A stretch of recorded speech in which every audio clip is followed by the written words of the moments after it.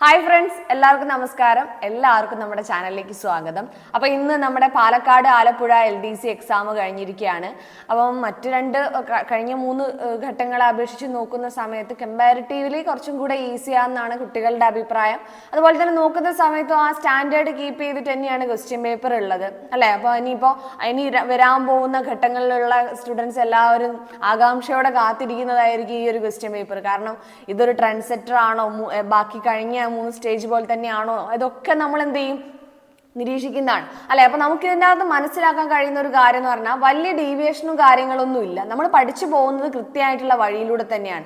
SCERTയിൽ നിന്നും ഒക്കെ തന്നെയാണ് ചോദ്യങ്ങൾ അധികവും വരുന്നത്. അപ്പൊ നമുക്ക് വല്ലാണ്ട് ഡെപ്തിലേക്ക് പോകേണ്ട ഒരു ആവശ്യം വരുന്നില്ല എന്ന് തന്നെ ഇതിൻ്റെ അകത്ത് മനസ്സിലാക്കാം.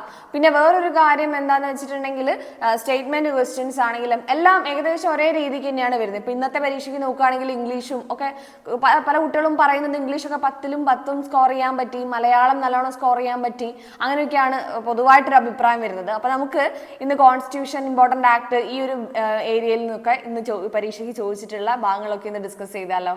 നോക്കാം. താഴെ പറയുന്ന അവകാശങ്ങളിൽ രാഷ്ട്രീയ അവകാശങ്ങൾ എന്ന ഗണത്തിൽ പെടുന്നത് ഏതൊക്കെ? അപ്പൊ എന്താണ് ഈ രാഷ്ട്രീയ അവകാശങ്ങൾ എന്നുള്ള അറിയണം, അല്ലെ? പൊളിറ്റിക്കൽ റൈറ്റ്സ്, അതായത് ഇന്ത്യയിൽ ഒരു പൗരന് മാത്രം ലഭിക്കുന്ന അവകാശങ്ങളെ നമ്മൾ രാഷ്ട്രീയ അവകാശങ്ങൾ എന്ന് വിളിക്കുന്നത്. ഇപ്പൊ മൗലികാവകാശങ്ങളൊക്കെ ഓപ്ഷനിൽ വന്നിട്ടുണ്ട്, നമ്മൾ ശ്രദ്ധിക്കണം. ഇന്ത്യയിൽ ഒരു പൗരന് മാത്രം ലഭിക്കുന്ന അവകാശങ്ങളാണോ മൗലികാവകാശങ്ങൾ? അല്ല, അതിൽ ചിലത് വിദേശ പൗരന്മാർക്ക് കൂടെ ലഭിക്കുന്നതാ, അല്ലെ? അപ്പം ഇന്ത്യയിലുള്ള പൗരന്മാർക്ക് മാത്രം ലഭിക്കുന്ന അവകാശങ്ങളാണ് രാഷ്ട്രീയ അവകാശങ്ങൾ. ഇപ്പം വോട്ട് ചെയ്യാനുള്ള അവകാശം, ഇലക്ഷനിൽ മത്സരിക്കാനുള്ള അവകാശം, അതേപോലെ ഔദ്യോഗിക സ്ഥാനങ്ങൾ വയ്ക്കുക. ഇപ്പൊ രാഷ്ട്രപതിയൊക്കെ ആവാൻ വേണ്ടിക്കൊണ്ടുള്ള യോഗ്യതയിൽ ഫസ്റ്റ് പറയുന്നത് എന്താ? ഇന്ത്യൻ പൗരനായിരിക്കണം എന്നാ, അല്ലെ? ഗവൺമെന്റിനെ വിമർശിക്കാനുള്ള അവകാശം, ഇത് കാര്യങ്ങളൊക്കെ എന്തിൽ വരുന്നതാണ്? നമ്മുടെ രാഷ്ട്രീയ അവകാശങ്ങളിൽ വരുന്നത്. സംഘടനകളിലും രാഷ്ട്രീയ പാർട്ടികളൊക്കെ രൂപീകരിക്കാനുള്ള അവകാശവും നമ്മുടെ രാഷ്ട്രീയ അവകാശങ്ങൾ. നോക്കി ഫസ്റ്റ് സ്റ്റേറ്റ്മെന്റ് എന്താ? ഔദ്യോഗിക സ്ഥാനങ്ങൾ വഹിക്കാനുള്ള അവകാശം, അല്ലെ? ഫസ്റ്റ് സ്റ്റേറ്റ്മെന്റ് ഔദ്യോഗിക സ്ഥാനങ്ങൾ വഹിക്കാനുള്ള അവകാശം, അത് രാഷ്ട്രീയ അവകാശമാണ്. ഗവൺമെന്റിനെ വിമർശിക്കാനുള്ള അവകാശവും രാഷ്ട്രീയ അവകാശമാണ്. ഇന്ത്യയിലുടനീളം സഞ്ചരിക്കാനുള്ള അവകാശം രാഷ്ട്രീയ അവകാശമല്ല. ഇനി അടുത്തത് സാർവത്രിക പ്രായപൂർത്തി, വോട്ടവകാശം എന്ന് പറയുന്നത് എന്താണ്? രാഷ്ട്രീയ അവകാശമാണ്. അപ്പൊ താഴെ പറയുന്നവയിൽ രാഷ്ട്രീയ അവകാശങ്ങൾ എന്ന ഗണത്തിൽ പെടുന്നത് ഏതൊക്കെയാ? 1, 2, 4. ഓപ്ഷൻ ഡി ആണ് ആൻസർ വരുന്നത്. നോക്കേ, ഇത് SCERTയിൽ കൃത്യമായിട്ട് കൊടുത്തിട്ടുള്ളതാണ്. രാഷ്ട്രീയ അവകാശങ്ങൾ എന്തൊക്കെയാണ്? വോട്ട് ചെയ്യാനുള്ള അവകാശം, പിന്നെ തിരഞ്ഞെടുപ്പിൽ മത്സരിക്കാനുള്ള അവകാശം, സംഘടനകൾ രൂപീകരിക്കാനുള്ള അവകാശം, ഗവൺമെന്റിനെ വിമർശിക്കാനുള്ള അവകാശം, ഔദ്യോഗിക സ്ഥാനങ്ങൾ വഹിക്കാനുള്ള അവകാശം. ഇതൊക്കെ എന്താണ്? രാഷ്ട്രീയ അവകാശങ്ങളുടെ ഗണത്തിൽ പെടുന്നവയാണ്. നോക്കി വയ്ക്കുക കേട്ടോ. അപ്പം ഇന്ത്യൻ പൗരന്മാർക്ക് മാത്രം ലഭിക്കുന്ന അവകാശങ്ങളാണ് ഇത് രാഷ്ട്രീയ അവകാശങ്ങൾ. അടുത്ത ക്വസ്റ്റ്യൻ നോക്കാം. താഴെ കൊടുത്തിരിക്കുന്നവയിൽ രാജ്യസഭയുമായി ബന്ധപ്പെട്ട തെറ്റായ വസ്തുതകൾ ഏതെല്ലാമാണ്? ഇത് നമ്മൾ വായിക്കുന്ന രീതി ഞാൻ പറഞ്ഞുതരാം. രാജ്യസഭാ സ്പീക്കർ സ്ഥാനം ഉപരാഷ്ട്രപതി വഹിക്കുന്നു. സ്പീക്കറോ? രാജ്യസഭയിൽ സ്പീക്കർ ഉണ്ടോ? അത് തെറ്റാ. രാജ്യസഭ ഒരു സ്ഥിരം സഭയല്ല, തെറ്റാണ്. രാജ്യസഭ സ്ഥിരം സഭയാണ്. രാജ്യസഭാ അംഗങ്ങളെ 5 വർഷത്തേക്ക് തിരഞ്ഞെടുക്കുന്നു, തെറ്റാണ്. 6 വർഷത്തേക്ക് തിരഞ്ഞെടുക്കുന്നത്, അല്ലെ? രാജ്യസഭ ജനങ്ങളുടെ പ്രതിനിധി സഭയാണ്, അല്ല, സംസ്ഥാനങ്ങളുടെ കൗൺസിൽ നിന്നാണ്, അല്ലെങ്കിൽ സംസ്ഥാനങ്ങളുടെ പ്രതിനിധി സഭയാണ്, സംസ്ഥാനങ്ങളെ പ്രതിനിധീകരിക്കുന്ന സഭയാണ് ഇത് രാജ്യസഭ എന്ന് പറയുന്നത്. അപ്പൊ അതും തെറ്റാണ്. ഇങ്ങനെ അങ്ങോട്ട് മാർക്ക് ചെയ്ത് വെക്കും, നേരെ ഓപ്ഷനിലേക്ക് നോക്കും, ഒന്നും കാണൂല. ഓക്കെ, കാരണം എന്താ? ഇതിൽ നമ്മൾ മാർക്ക് ചെയ്തതിൽ എന്താണ്? ഈ കാര്യം തെറ്റായിട്ടാണ് വരുന്നത്, അല്ലേ? ഓക്കെ, അപ്പൊ നോക്ക്, രാജ്യസഭ സ്പീക്കർ സ്ഥാനം ഉപരാഷ്ട്രപതി വഹിക്കുന്നു. ഇതിൽ നമുക്ക് ഈ ഒരു കാര്യം മാത്രമേ ചെയ്യാൻ പറ്റുള്ളൂ. ഇതിൽ നമുക്ക് കുറച്ചും കൂടി നമുക്ക് പറ്റുന്ന ഒരു ഓപ്ഷനായിട്ട് കാണുന്ന ഏതാണ്? ഇത് മാത്രമാണ്. ഏതാ? ഓപ്ഷൻ സി ആണ്. 2, 3, 4 മാത്രം കേട്ടോ. എല്ലാം തെറ്റ് എന്നുള്ള ഒരു ഓപ്ഷൻ അവിടെ ഇല്ല. പിന്നെ നമുക്ക് ഇത് മാത്രമേ ഓപ്ഷൻ ഉള്ളൂ. അപ്പൊ നമ്മൾ എന്താ ചെയ്യണ്ടേ? ചോദ്യകർത്താവിന്റെ രീതിയിൽ ചിന്തിക്കണം. അവരെന്താ ഉദ്ദേശിച്ചെന്നുള്ള ആദ്യം നോക്കണം. മനസ്സിലായില്ലേ? അവരെന്താ ഉദ്ദേശിക്കുന്നത്? അവരുദ്ദേശിക്കുന്നത് അധ്യക്ഷ എന്നുള്ള രീതിയിലാണ് ഉപരാഷ്ട്രപതിനെ പറഞ്ഞത്. ക്ലിയർ അല്ലേ? അപ്പം ഒത്തിരി സമയം എക്സാം ഹോളിൽ പോക്കിയൊരു ക്വസ്റ്റ്യൻ ആയിരിക്കും ഇത്, അല്ലെ? രാജ്യസഭയായിട്ട് ബന്ധപ്പെട്ടിട്ടുള്ള പുതിയ ടെക്സ്റ്റ് ബുക്കിലുള്ള കാര്യം നോക്കൂ. ഉപരിസഭയാണ് രാജ്യസഭ. ജനസംഖ്യാനുപാതികമായി സംസ്ഥാനങ്ങൾക്ക് പ്രാതിനിധ്യം നൽകിയിരിക്കുന്ന സഭ. പിന്നെ MLA-മാരാണ് തെരഞ്ഞെടുക്കുന്നത്. 30 വയസ്സ് പൂർത്തിയായിരിക്കുന്ന ഇന്ത്യൻ പൗരന്മാർക്കാണ് ഇതിലേക്ക് യോഗ്യതയുള്ളത്.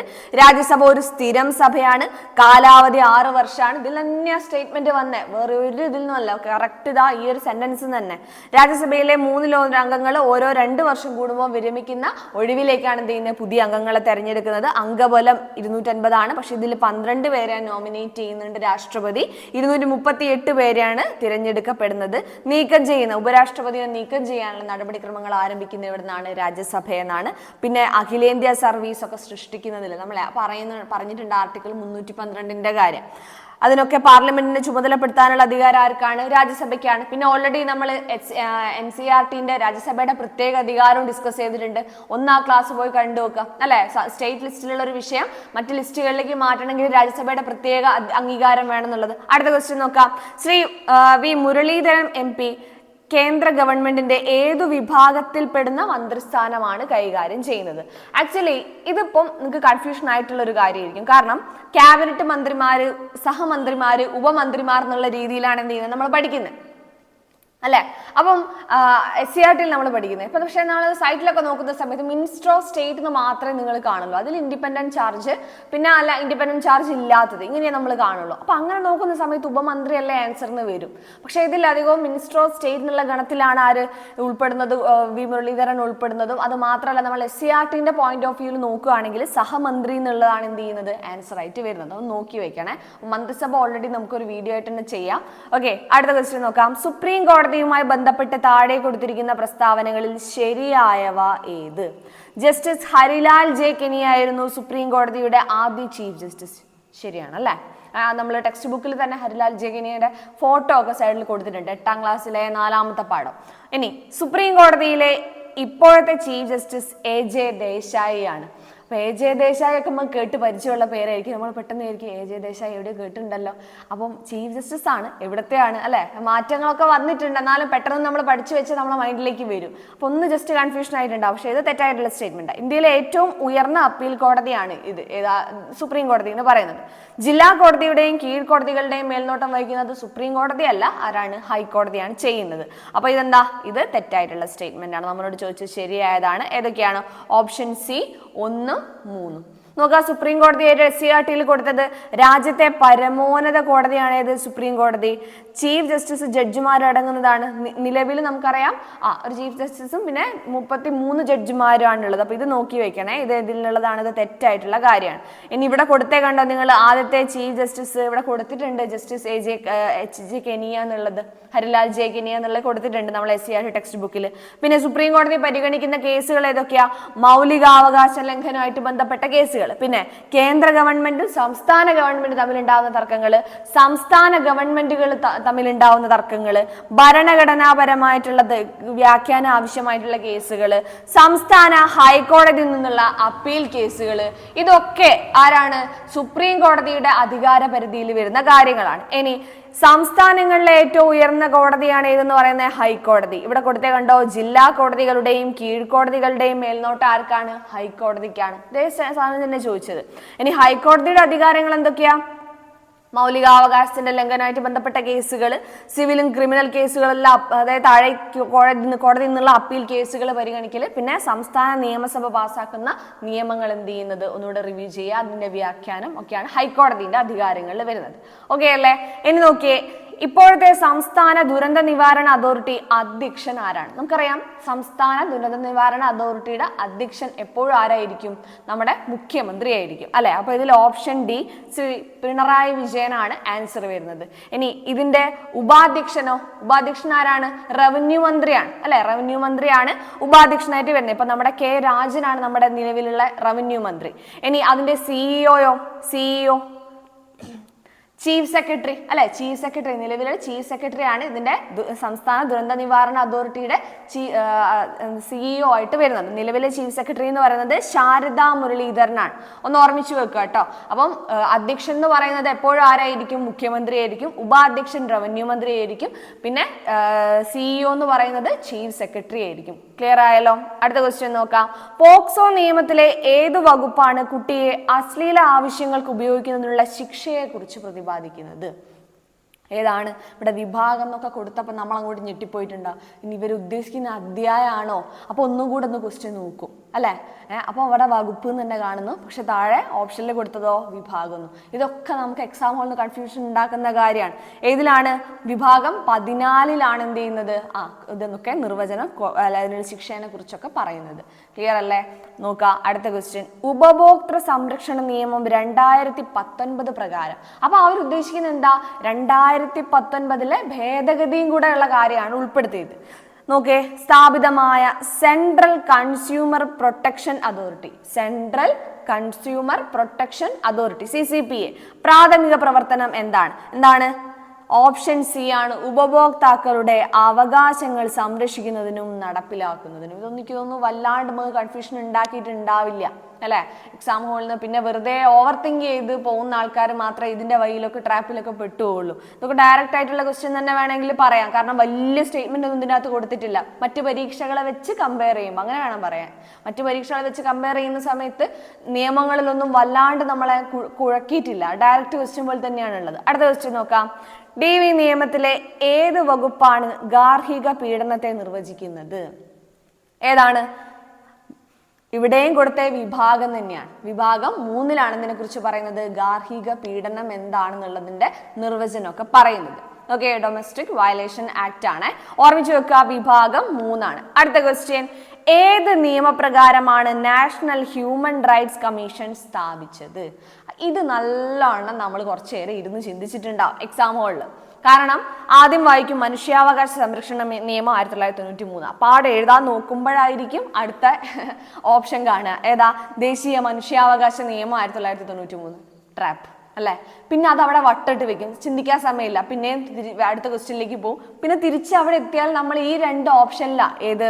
ഓപ്ഷൻ എയും ഓപ്ഷൻ ബിയും. സിയും ഡിയും അല്ല എന്നുള്ളത് നമുക്ക് ഓൾറെഡി അറിയാം അല്ലെ. നമുക്കറിയാം മനുഷ്യാവകാശ സംരക്ഷണ നിയമപ്രകാരമാണ് എന്ത് ചെയ്യുന്നത്? നമ്മുടെ മനുഷ്യാവകാശ കമ്മീഷൻ സ്ഥാപിതമായിട്ടുള്ളത്. അപ്പൊ നമ്മൾ എപ്പോഴും വിചാരിക്കുക എന്താ? ഓപ്ഷൻ എ ട്രാപ്പ് ചെയ്യാൻ ഇടുന്നതാണ് അല്ലെ. അങ്ങനെയൊക്കെ വിചാരിച്ച് ഓപ്ഷൻ ബിയിലേക്ക് പോകും. അപ്പൊ ഇതിൽ ആൻസർ വരുന്നത് ഏതാണ്? ഓപ്ഷൻ എ ആണ്, മനുഷ്യാവകാശ സംരക്ഷണ നിയമമാണ്. ഓർമ്മിച്ചു വെക്കുക കേട്ടോ. 93 നമ്മൾ ഓൾറെഡി വീഡിയോ ചെയ്തിട്ടുണ്ട്. ഇനി നിർദ്ദിഷ്ട സമയപരിധിക്കുള്ളിൽ ഒരു അപേക്ഷ സ്വീകരിക്കാൻ വിസമ്മതിച്ചതിന് അല്ലെങ്കിൽ വിവരങ്ങൾ നൽകാത്തതിന് ഒരു PIO പബ്ലിക് ഇൻഫർമേഷൻ ഓഫീസർക്ക് ഇൻഫർമേഷൻ കമ്മീഷൻ ചുമത്താവുന്ന പരമാവധി ശിക്ഷ എത്രയാണ്? നമുക്കറിയാം 250 രൂപ മുതൽ 25,000 രൂപ വരെയാണ് എന്ത് വരുന്നത്? ഇതിൻ്റെ അകത്ത് ശിക്ഷ വരുന്നത് അല്ലെ. അപ്പൊ അത് ഓർമ്മിച്ച് വെക്കുക. പരമാവധി നമ്മളോട് ചോദിച്ചു. അപ്പൊ ഇതിൽ ഏതാ വരുന്നത്? ഓപ്ഷൻ ബി 25,000 ആണ്.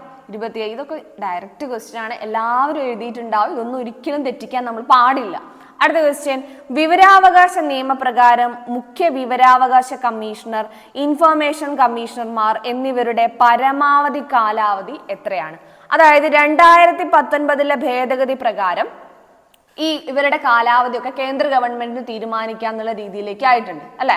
അപ്പൊ ആ രീതിക്ക് നോക്കുകയാണെങ്കിൽ നിലവിൽ കേന്ദ്ര ഗവൺമെന്റ് തീരുമാനിച്ചിട്ടുള്ള അവരുടെ ഒരു കാലാവധി എന്ന് പറയുന്നത് ഏതാണ്? ഓപ്ഷൻ എ 3 വർഷം അല്ലെങ്കിൽ 65 വയസ്സ് വരെ എന്നാണ്. ഇനി ചോദ്യകർത്താവ് ഉദ്ദേശിക്കുന്നത് ആ ഭേദഗതിക്ക് മുന്നേ ഉള്ള കാര്യങ്ങളാണെങ്കിൽ അതും ഓപ്ഷനിലുണ്ട്. ഏതാ? ഓപ്ഷൻ ബി ആയിട്ട് കണ്ടോ, 5 വർഷം അല്ലെങ്കിൽ 65 വയസ്സ് എന്നുള്ളത് ഓപ്ഷനിലുണ്ട്. ക്ലിയർ അല്ലേ? അപ്പൊ ഇതിൽ ശരിക്കും പറഞ്ഞാൽ ആൻസർ വരേണ്ട ഏതാണ്? ഓപ്ഷൻ എ ആണ്, 3 വർഷം അല്ലെങ്കിൽ 65 വയസ്സ് എന്നുള്ളതാണ് ആൻസർ വരേണ്ടത്. നമുക്ക് വെയിറ്റ് ചെയ്യാം എങ്ങനെയാണ് ആൻസർ കീ ഒക്കെ വരുന്നത് എന്നുള്ളത് നമുക്ക് നോക്കാം. ഓക്കെ, അപ്പം ചോദ്യകർത്താവ് അപ്ഡേറ്റഡ് അല്ലെങ്കിൽ അതിൽ എന്തായിരിക്കും കൊടുക്കുക? ചിലപ്പോൾ 5 വർഷം 65 വയസ്സ് എന്നുള്ളതായിരിക്കും കൊടുക്കാൻ സാധ്യത ഉണ്ടാവുക. ഓക്കെ, കാരണം ഇപ്പൊ PSC നിങ്ങൾ കാണുന്നില്ലേ, പ്രൊഫഷണൽ ആൻസർ കീയിൽ അങ്ങനെ കുറെ ആൻസർ കൊടുക്കുകയും ചെയ്യും. പിന്നെ ലാസ്റ്റിലേക്ക് വരുമ്പോൾ 8-9 എണ്ണാണ് ഒരുമിച്ച് ക്യാൻസൽ ആവുന്നത്. കുറെ കുട്ടികൾ അതിന്റെ സങ്കടങ്ങൾ പറഞ്ഞുകൊണ്ടിരിക്കുന്നത്, ഒരുമിച്ച് ക്യാൻസൽ ആവുന്ന സമയത്ത് ഉണ്ടാവുന്ന പ്രശ്നങ്ങൾ. അപ്പം നിങ്ങൾ വിചാരിക്കേണ്ടത് ഇപ്പൊ നമ്മളെ മാത്രമാണ് എഫക്ട് ചെയ്യുന്നത്. ഡിലീഷൻ ഒക്കെ വരുന്ന സമയത്ത് അത് എല്ലാവരെയും എഫക്ട് ചെയ്യുന്ന കാര്യമാണ് അല്ലെ. അപ്പം ഒരാൾ മാത്രം എഫക്ട് ചെയ്യുന്ന ഒരു കാര്യമായിട്ടാണോ ഡിലീഷൻ മാറുന്നത്? അല്ല, അത് എഴുതാതിരുന്നവർക്ക് മാത്രമേ അതിൻ്റെ ഒരു ബെനിഫിറ്റ് കിട്ടുന്നുള്ളൂ, അല്ലാത്തവർക്ക് എല്ലാവരെയും ബാധിക്കുന്ന കാര്യം തന്നെയാണ്. ഓക്കെ, അടുത്ത് നോക്ക്. ഒരു പരാതിയുടെ അന്വേഷണ സമയത്ത് വിവരാവകാശ കമ്മീഷന് എന്ത് അധികാരമാണുള്ളത്? നോക്കിയേ, വ്യക്തികളെ വിളിച്ചു വരുത്തി ഹാജരാകാൻ നിർബന്ധിക്കുകയും സത്യപ്രതിജ്ഞയിൽ വാക്കാലുള്ളതോ രേഖാമൂലമോ ആയ തെളിവുകൾ നൽകാൻ അവരെ നിർബന്ധിക്കുകയും ചെയ്യുക. പിന്നെ അടുത്തത് രേഖകളുടെ കണ്ടെത്തലുകളും പരിശോധനയും ആവശ്യമാണ്. ഏതെങ്കിലും കോടതിയിൽ നിന്നോ ഓഫീസിൽ നിന്നോ ഏതെങ്കിലും പൊതുരേഖയോ അതിന്റെ പകർപ്പുകളോ ആവശ്യപ്പെടുക. ഇതെല്ലാം എന്തിൽ വരുന്നതാണ്? വിവരാവകാശ കമ്മീഷന്റെ അധികാര പരിധിയിൽ വരുന്ന കാര്യമാണ്. ഓപ്ഷൻ ഡി ആണ് ഇതിൽ ആൻസർ വരുന്നത്, മുകളിൽ പറഞ്ഞവയെല്ലാം. ഇത് ആയിരിക്കും കുറച്ചെങ്കിലും നിയമത്തിന്റെ ഭാഗത്തു നിന്ന് നിങ്ങളെ ഒന്ന് കുഴപ്പിച്ചിട്ടുള്ള ചോദ്യം. ബാക്കി എൻ്റെ അഭിപ്രായത്തിൽ നോക്കുകയാണെങ്കിൽ കോൺസ്റ്റിറ്റ്യൂഷന്റെ ഭാഗത്താണെന്നെങ്കിലും നിയമത്തിന്റെ ഭാഗത്താണെങ്കിലും ഒന്നും എന്ത് വരുന്നില്ല, പ്രശ്നങ്ങളൊന്നും തന്നെ വന്നിട്ടില്ല. എല്ലാം സ്റ്റേറ്റ് ആയിട്ടുള്ള നേരിട്ടുള്ള അല്ലെ, സ്റ്റേറ്റ്മെന്റ് അധികം ഇല്ലാത്ത ഡയറക്റ്റ് ആയിട്ടുള്ള ചോദ്യങ്ങളായിരുന്നു. അപ്പൊ ഇത്രയും കാര്യങ്ങളാണ് നമ്മൾ ഡിസ്കസ് ചെയ്തത്. നിയമത്തിന്റെ ഒന്നും ഞാൻ അധികം അതിന്റെ ഉള്ളിലുള്ള ഭാഗങ്ങളിലേക്കോ റിലേറ്റഡ് ആയിട്ടുള്ള ഫാക്റ്റുകളിലേക്കോ നമ്മൾ അധികം കടന്നിട്ടില്ല. കാരണം ഓരോ നിയമങ്ങളും നമുക്ക് ഓരോ വീഡിയോ ആയിട്ട് തന്നെ ചെയ്യാം. നിങ്ങൾ ഓൾറെഡി റിക്വസ്റ്റ് ചെയ്ത പോലെ തന്നെ നമുക്ക് ഓരോ വീഡിയോ ആയിട്ട് തന്നെ ചെയ്യാം. പിന്നെ ഇനി വരാൻ പോകുന്ന എക്സാമുകൾക്കൊക്കെ അത് ഉപകരിക്കും നമുക്ക് വിചാരിക്കാം. കാരണം വകുപ്പുകൾ ഓരോന്നായിട്ട് ചോദിക്കുന്നുണ്ട്. വകുപ്പുകൾ ഓരോന്നായിട്ട് നമുക്ക് ഡീറ്റെയിൽ ആയിട്ട് പഠിക്കേണ്ടതായിട്ടുണ്ട്. മാത്രമല്ല പുതിയ SCRT ടെക്സ്റ്റ് ബുക്കിൽ ഈ പോക്സോ നിയമത്തിന്റെ വകുപ്പുകളും ഒക്കെ പറയുന്നതുമുണ്ട്. ഓക്കെ അല്ലേ? അപ്പൊ എന്നാല് എഴുതിയിട്ടുള്ള ആളുകളൊക്കെ നല്ല രീതിയിൽ വർക്കൗട്ട് ചെയ്തിട്ടുണ്ടെന്ന് വിചാരിക്കുന്നു. ഇനി നിങ്ങൾ ഫൈനൽ ആൻസർ കീ വരുന്ന സമയത്ത് ഇതിന്റെ മാർക്കൊക്കെ കൂട്ടിയിട്ട് പിന്നെ അതങ്ങോട്ട് മാറ്റി വയ്ക്കുക. നമ്മൾ അടുത്തൊരു പരീക്ഷയ്ക്ക് വേണ്ടിയിട്ട് ഇനിയും നല്ല ഊർജ്ജത്തോടെ പഠിക്കാൻ വേണ്ടിയിട്ട് ഇരിക്കുക. ഓക്കെ അല്ലേ? അപ്പൊ അടുത്ത ക്ലാസ്സിൽ കാണാം. താങ്ക്